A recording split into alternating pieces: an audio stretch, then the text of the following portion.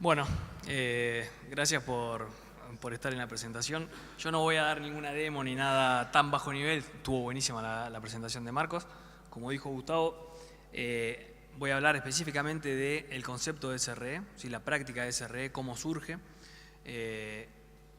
Trabajo en este momento para Ingenia, ¿sí? Anteriormente me he desarrollado en empresas como consultor de DevOps, ¿sí? En IBM, en SEA Technologies, en el Open Source como Red Hat, y ahora, bueno, a partir de este año estoy en Ingenia, donde ayudamos a nuestros clientes a resolver problemas reales de negocio, ¿sí? Y siempre con el foco en lo que es la arquitectura, ¿sí? y la metodología en sí. Bueno, un poquito en resumen de lo que vamos a ver es cómo surgió, ¿sí? Esta práctica en de SRE, cómo encaja SRE en el mundo de DevOps, cuáles son los objetivos y las estrategias de SRE, algunos consejos o prácticas, y después un poco de cómo está relacionado también con la arquitectura, ¿sí? Es una charla bastante global. Bueno, generalmente cuando doy las charlas de DevOps o de transformación digital, o cuando cualquiera da una charla de transformación digital, suele hablar o nombrar a ciertas compañías o empresas, ¿sí? Que son bastante disruptivas, ¿no? Lo que llaman las compañías unicornio, como Facebook, Uber, Spotify. Estas compañías crecieron de golpe, ¿sí? De golpe empezaron a facturar un montón de plata y pueden ser que nosotros en nuestra realidad la veamos un poquito alejadas, ¿sí? de la realidad nuestra, pero tiene una relación con lo que nosotros deberíamos buscar, ¿sí? Ellos en todo momento están buscando, ¿sí? Dar un nivel de servicio excelente, ¿sí? Es lo que nosotros deberíamos preocuparnos, más allá de no tener, como por ejemplo Google, que tiene 8.000 millones de usuarios, ¿sí? Google Maps solo tiene 3.000 millones de usuarios. Bueno, la idea es que no teniendo ese requerimiento, tengamos los usuarios que tengamos, nosotros tenemos que tener un servicio que sea impecable, ¿okay? Google obviamente al día de hoy tiene un muy buen nivel y agrega funcionalidad en todo momento. Si nosotros nos preguntamos cómo hace para mantener ese nivel de servicio, cómo hace para desplegar esas nuevas funcionalidades, y hace 15 años, ¿sí? Google no tenía la misma madurez que tiene ahora, se encontraba con problemas muy similares a los nuestros, ¿sí? Donde desarrollo tenía cierta rispidez, ¿sí? Con operaciones, donde desarrollo quería enviar cierta nueva funcionalidad a operaciones intentaba desplegarlo, si fallaba había un ida y vuelta constante, si generaba roce. Eso es la historia que conocemos todos y que obviamente todas estas prácticas de las que estuvo hablando Marcos y las que habló antes Carlos apuntan a eso, ¿no? A tratar de alguna forma resolver ese problema, ¿no? Por un lado, desarrollo tiene cierto interés que termina siendo opuesto al de operaciones, ¿sí? Desarrollo, las métricas que tienen para medir su trabajo, ¿sí? Son específicamente de agregar nuevas funcionalidades en forma constante. A ellos lo miden así no sé, cuando van a aplicar el bono, van a medir con ciertas métricas relacionadas a eso, ¿no? Cuanto menos seguramente innovación le metan al negocio, peor van a estar rankeados. Y por el lado de operaciones, obviamente ellos necesitan tener cierto nivel de estabilidad en su operación. Entonces, esto de en todo momento estar enviándole cambios suele ser un problema, ¿sí? Entonces, acá es donde vemos que hay una lucha entre lo que es funcionalidad versus estabilidad, ¿sí? Que para mí son como objetivos opuestos.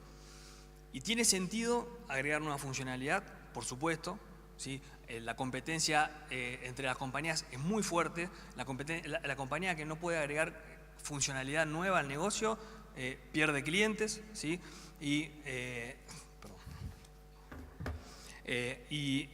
Por supuesto que al perder clientes tiene un problema si no puede agregar funcionalidad, pero por el otro lado, agregar funcionalidad a costo de una baja en la calidad del servicio es un problema. ¿Por qué? Porque si a vos en una aplicación de celular intentás hacer una transferencia, te falla o no te avisa si se transfirió o no, le das otra vez transferir 2 veces, anda mal, bueno, terminás bajando la aplicación y bajando incluso el cliente. Ya ahora no hay más clientes que son fieles a una marca, cuando empieza a andar mal, se cambia en todo momento. Lo vemos también en, no sé, en la industria de telecomunicaciones, en la industria de banca, en cualquier industria. Entonces, ¿qué hizo Google en su momento para tratar de resolver esta problemática, ¿no? De mantener funcionalidad y mantener estabilidad? Cosa no fácil. Bueno, creó un equipo, ¿sí? Que vendría a ser una alianza entre lo que es desarrollo y operaciones. ¿Okay? Ese equipo debería dar confiabilidad en lo que se está desplegando. Y como nombre a ese equipo le puso la palabra confiabilidad, ¿sí? En el nombre del equipo, que es SRE. SRE significa Site Reliability Engineer, para que no lo conoce, ya hablamos un montón en las 2 charlas anteriores, pero bueno, básicamente la traducción es ingeniería de confiabilidad, ¿sí? Entonces, acá Ben Traynor, que es el ingeniero de SRE, que hace 12 años empezó con todo esto en Google, ¿sí? Lo define como lo que sucede cuando le pedís a un ingeniero de software que diseñe una funcionalidad de operación. Algo lo había comentado Carlos, ¿sí? cuando dio la definición.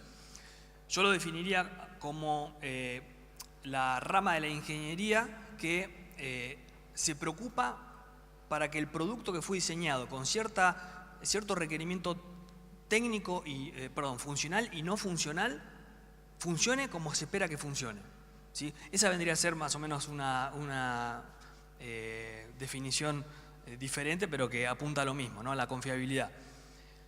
Donde tiene diferentes focos el rol de SRE, ¿sí? El principal foco es este de medir la confiabilidad y mejorar la confiabilidad, ¿sí? El tema de definir ciertos requerimientos mínimos, ¿sí? O acuerdos mínimos, más adelante lo vamos a ver a qué se refiere con ese acuerdo mínimo de servicio.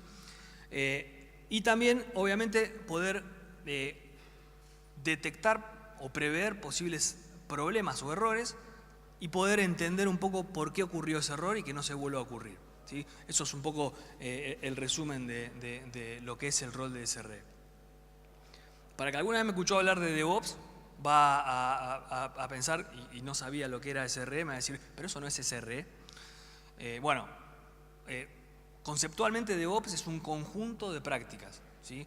Que busca este tema de derribar los hilos de desarrollo y los hilos de operaciones y que utiliza ciertas prácticas para poder lograrlo. Entre las prácticas ya vimos el Continuous Delivery, ¿sí? El Continuous Testing, hace foco mucho en la calidad, en el monitoreo, son un conjunto grande de prácticas, el pipeline mismo del pasaje entre diferentes entornos, por más de que Marcos diga que solo tiene un entorno y es el de producción, puede haber un pipeline, nuevamente volviendo a la realidad de nuestros proyectos y clientes. Lo que es el SRE en particular dentro de DevOps es una implementación de DevOps específica, ¿sí? Es una de las prácticas que DevOps tiene. Generalmente la persona que trabaja como SRE, ¿sí? O el equipo que trabaja como SRE está dentro de lo que es el equipo o la dirección de DevOps, ¿okay? Eso es lo que generalmente yo vi. Suele ser tal vez que el equipo de SRE sea cross y que en cambio de DevOps sea algo tal vez más por squads, ¿sí? de desarrollo.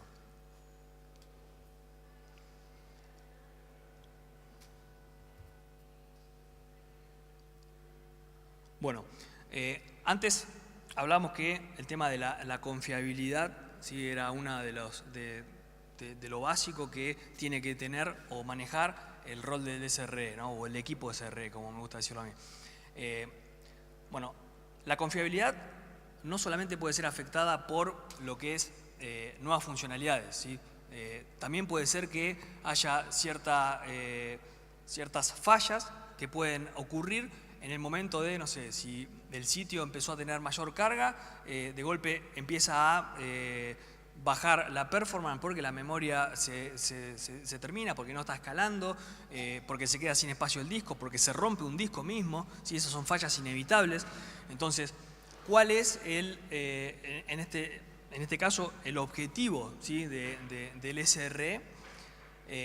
Sería tratar de que estas fallas tengan el menor impacto posible dentro de lo que es la disponibilidad de nuestro sistema, ¿sí?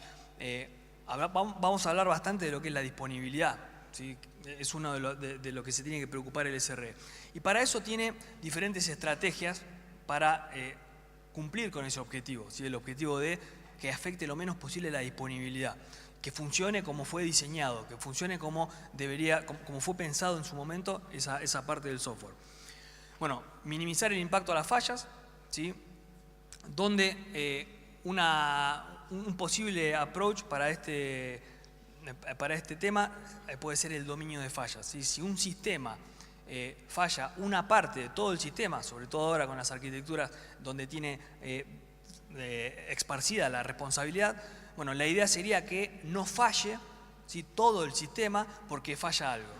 Entonces, lo que es el dominio de falla es un poco distribuir o fragmentar toda esta, no sé, puede ser por dominio, por ejemplo, dominio de datos, granja de datos diferentes en diferentes lugares. Carlos habló de poner un servidor en un lugar geográfico y otro servidor en otro lugar geográfico.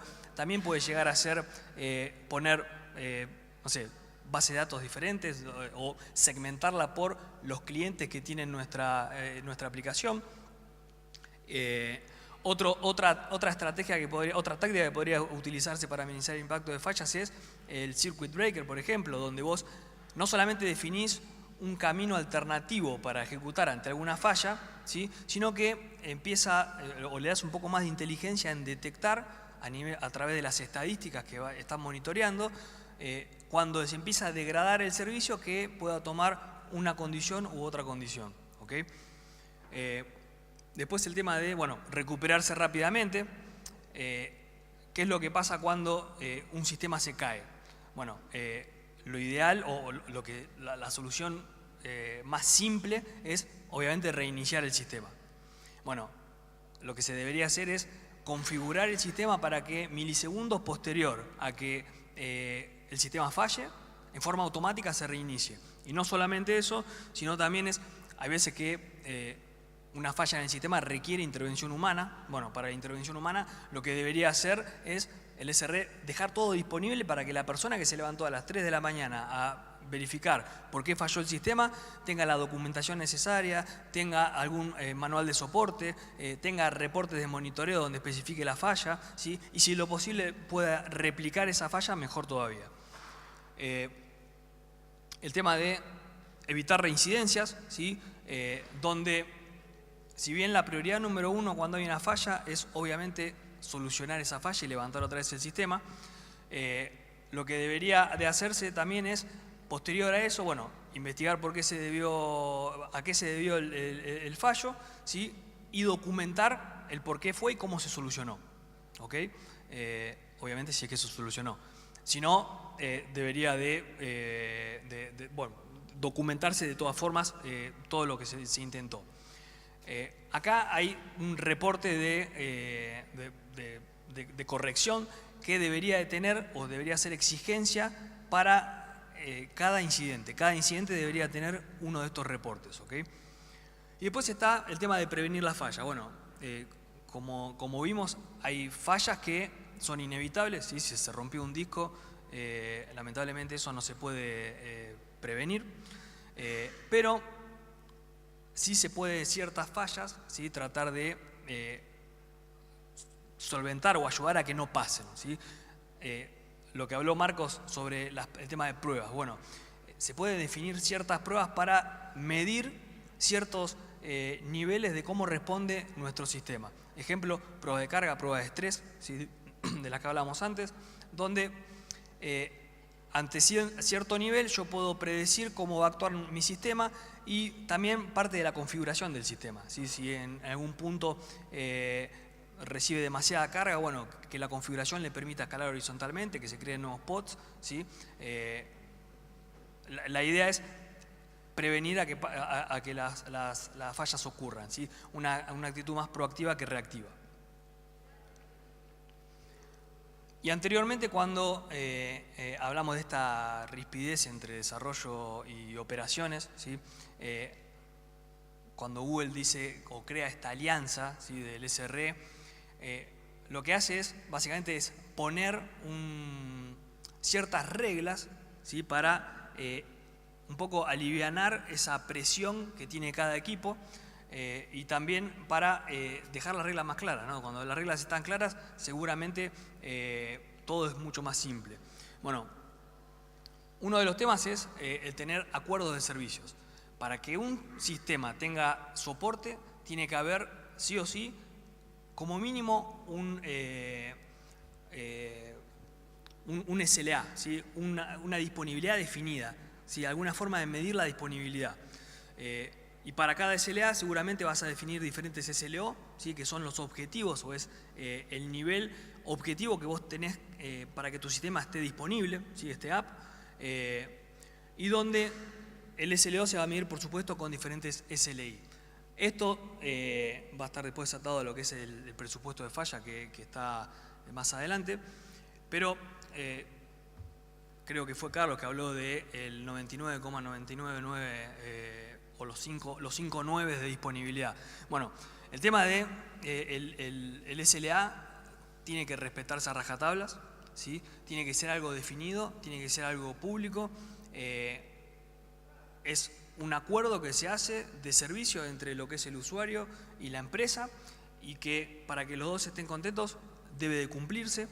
Por eso es clave definir un SLA correcto, ¿sí? Donde cuando hablamos de los 5 9 se está hablando de 5 minutos off o no disponible en un año, que puede ser mucho o puede ser poco dependiendo de la realidad, ¿sí? Hay pocos sistemas que requieran un 100% de disponibilidad. Un 100% de disponibilidad no es real. Obviamente, no sé, hay sistemas que tal vez sí necesitan un 100% de disponibilidad, un marcapasos, por ejemplo, y así todo creo que un marcapasos puede tener cierto también no disponibilidad. Así que es clave definir un buen SLA, un buen agreement, ¿sí? Donde obviamente podés también poner ciertos SLO que ocurran en diferentes franjas de tiempo, donde se pueda medir de forma diferente durante algún horario o durante alguna época del año, ¿sí? Entonces, el SLA va a ser clave para lo que sigue. Bueno, medir y reportar el desempeño. Acá es clave el monitoreo, ¿sí? Para el SRE. El SRE trabaja o tiene que trabajar muchísimo con el monitoreo. Cuando hablamos del presupuesto de falla, era esto que está relacionado totalmente con el SLA o SLO, ¿sí? ¿A qué se refiere con administrar el presupuesto de falla? Presupuesto de falla, imagínenselo como si el SLO es el objetivo de mi sistema que tiene que estar up and running, lo que vendría a ser el presupuesto de falla es lo que resta de la no disponibilidad, ¿sí? Lo que tengo yo para que mi sistema todavía pueda fallar y yo siga cumpliendo con el SLA. O sea, si yo tengo solo 5 minutos al año para que esté no disponible, si gasto 1 minuto en un despliegue que es inestable, tengo mucha chance de que ese despliegue falle, mi sistema esté no disponible y eso consume saldo de mi presupuesto de falla, ¿okay? La idea de esto es, si se ponen a pensar, es bastante astuta porque si yo publico ese presupuesto de falla, le estoy dando la responsabilidad al desarrollador a que si me manda a desplegar algo, me puede mandar la cantidad de despliegue que quiera, ¿sí? La cantidad de funcionalidades que quiera.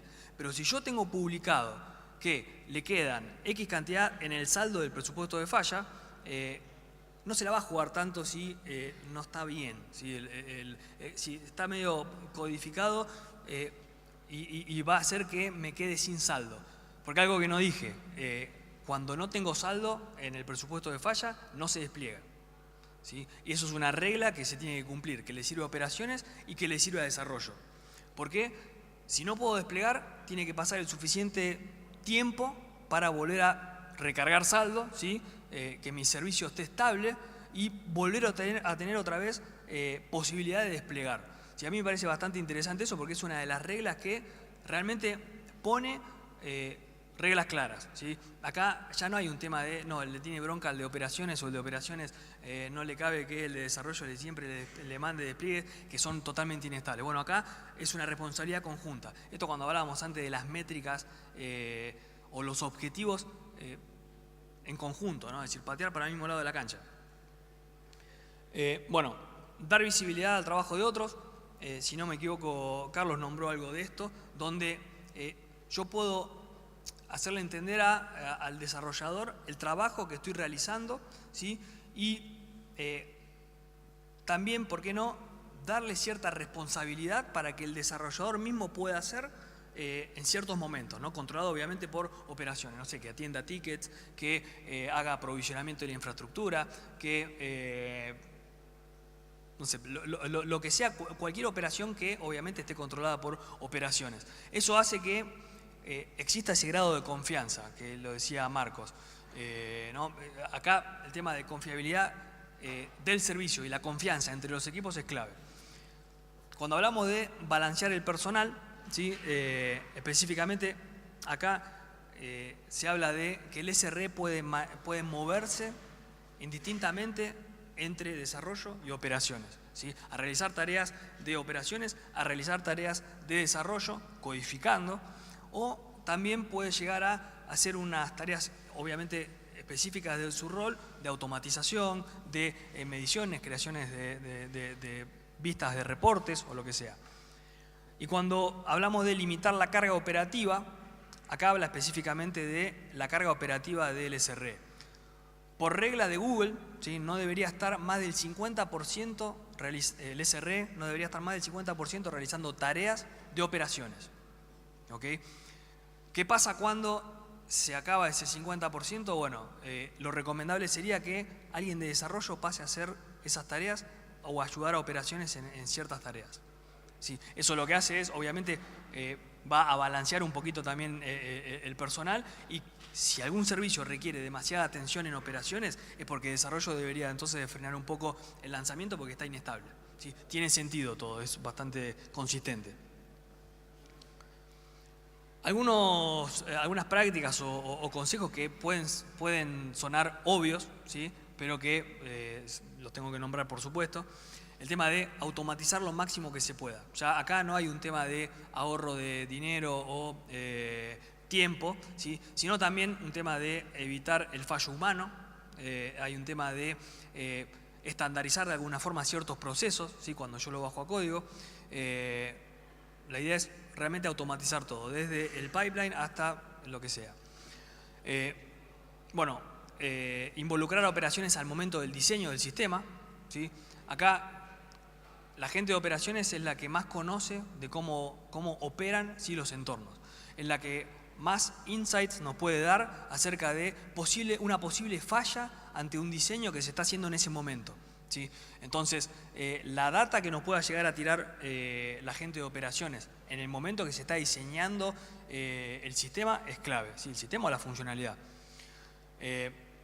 Documentar el diseño. Muchas veces esto surge del lado de arquitectura, ¿sí? Cuando se realiza la arquitectura conceptual o la arquitectura técnica, donde se define específicamente, antes de realizarse, antes de que se empiece a programar siquiera, se define un montón de temas que cuando se comparte, generalmente hay diferentes puntos de vista y acá se descubren un montón de posibles fallas antes de que siquiera se programen. Y todos sabemos que corregir una falla al momento del diseño es mucho más económico que incluso cuando se está desarrollando, ni hablar de producción. Si la falla se descubre en producción, volver todo atrás es mucho más costoso. Versionar todo. Con versionar todo me refiero no solamente al código, sino a los scripts, sino a la documentación. Mismo Marcos habló de GitOps, ¿sí? Es específicamente esto, versionar exactamente todo. Y algo bueno también que tiene, no solamente para mantener, que es invaluable, ¿no? Es decir, tener un historial completo de tu sistema en producción. Aparte de eso, vos también compartís y podés hacer reviews de código, configuración, script, etc. Cualquiera lo puede ver. Esa era una de las características que se habló antes. Y el último punto es el de, antes de modificar, obviamente hay que medir, ¿sí? Y esto es, si yo voy a hacer un desarrollo, antes de eso debería saber cómo está respondiendo mi sistema, ¿sí? Sea en el entorno productivo o en el entorno local, ¿sí? O en el entorno de integración, en el que sea, y saber que ante tal modificación, si eso, por ejemplo, puede haber afectado a la performance general del componente o a la performance general del sistema, ¿sí? Entonces, medir antes de modificar o tener esa data, ¿sí? Tomar decisiones con los datos, no a través de corazonadas, ¿sí? Que las definiciones o decisiones se fomenten y se basen en datos. ¿Cómo impacta o cuál es la relación en realidad entre el rol de SRE, ¿sí? y la arquitectura de hoy en día?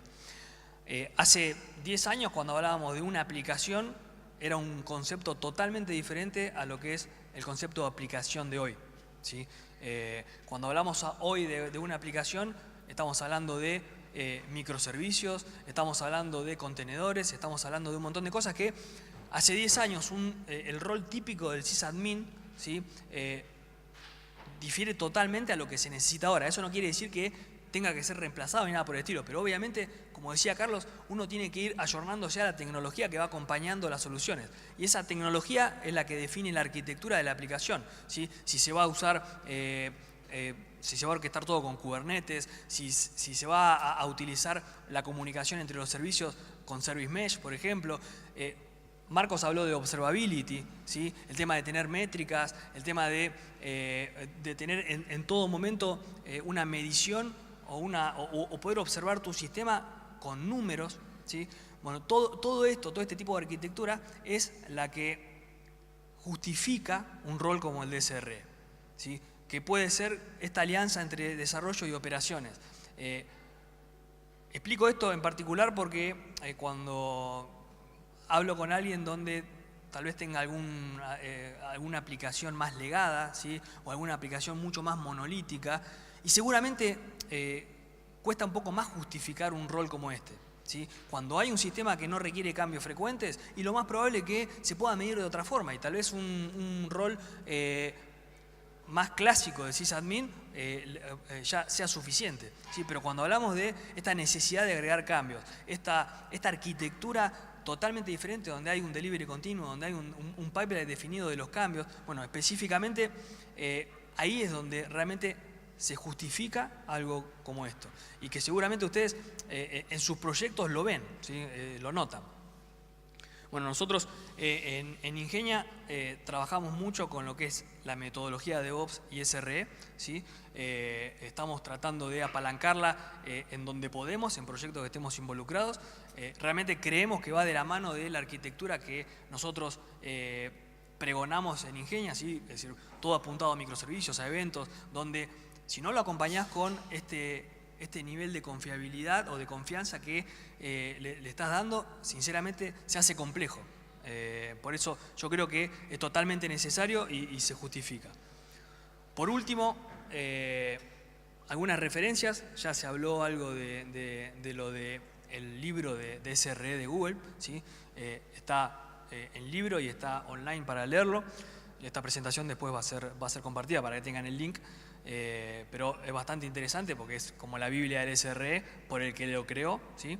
Pero aparte de eso, recomiendo una serie de posts, ¿sí? De Martín Ferrari, que es un flaco que laburó como SRE en Google, ¿sí? Ahora está laburando para Open Source, pero también como SRE, y que es básicamente la presentación me la basé en sus posts, son muy buenos, la verdad que tiene varios puntos de vista que son súper interesantes.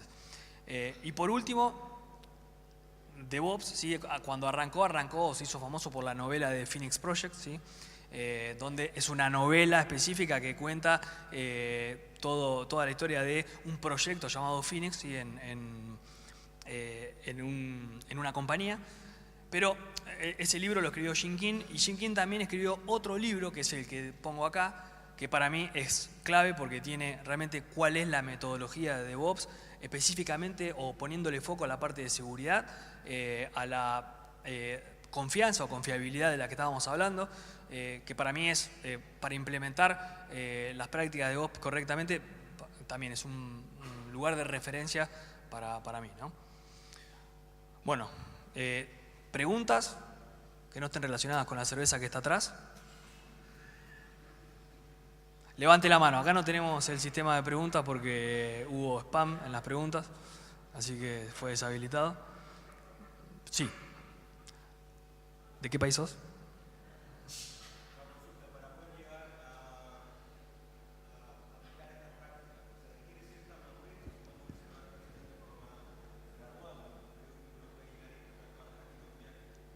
Bueno, exacto. Yo algo comenté de, obviamente que si vos estás o querés dar ese... Para que estoy respondiendo.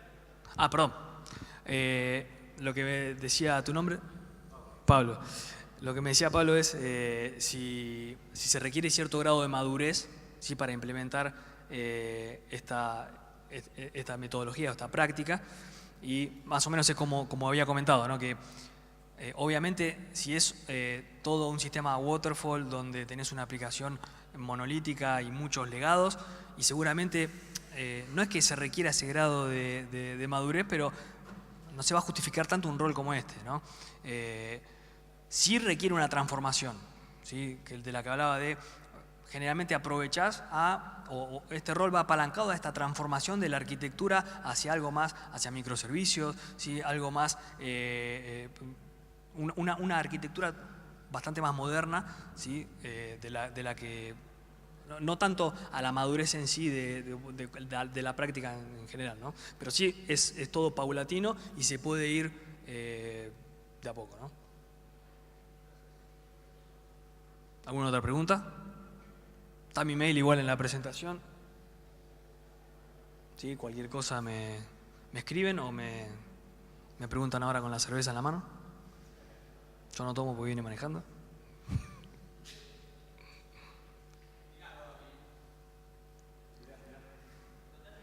Bueno, le comento que Argentina ganó 4-0, ¿sí? Hizo un gol Pesela, que, ¿sí? Referente de River.